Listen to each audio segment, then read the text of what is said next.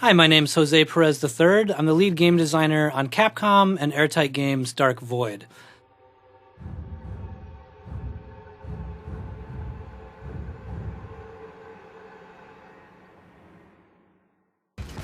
So at Airtight Games, one of the things that we've always really wanted to do is we've wanted to take a kind of ground-based combat that you find in a lot of different games, from Gears of War to Halo, and we've always wanted to combine that with aerial combat, and we want to do that in a way that's really interesting and never been done before. So we thought about a lot of different ways we could do that, and we went from the straight, like, you could jump out of your plane and parachute down to the ground stuff, and we played with that for a while, and it was pretty fun, but there was still always this weird thing where you'd be out in the middle of nowhere, you'd jump out of your plane, or your UFO as it is in this game, and you kind of land on the ground, and all of a sudden you're stuck way out in the middle of nowhere, and how do you get around?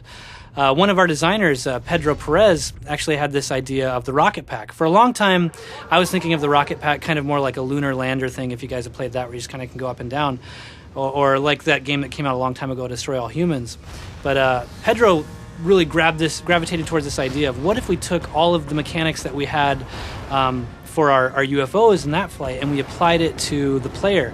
And to his credit, it became one of the defining features of our game. Now that Will is flying around, he really his objective right now at this moment is, how do I take down the rest of these UFOs?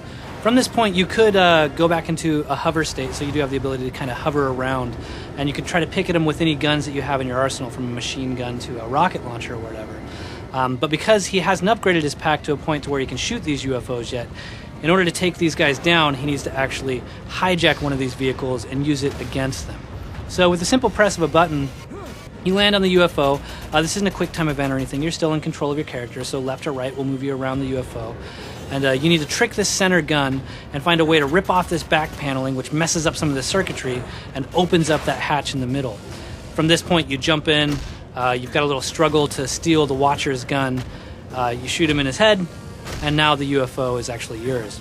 And from here, we get back to our heritage again, to a game that we all worked on called Crimson Skies. So we're taking a lot of that knowledge and we're applying it here. So if you've played Crimson Skies before, you really know how this stuff works. You've got a bunch of different special moves that you can do in it, and you really, a great sense of flight.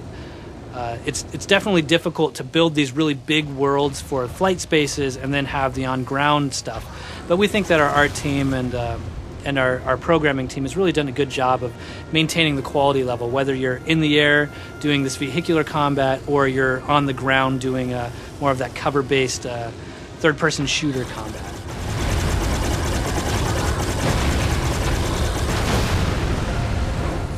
We will have a couple different vehicles that you'll get to play in over the course of the game.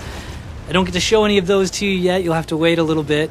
We do have some time before the game comes out, so over the next couple of months we'll be revealing more and more about vehicles and weapons and who the Watchers really are.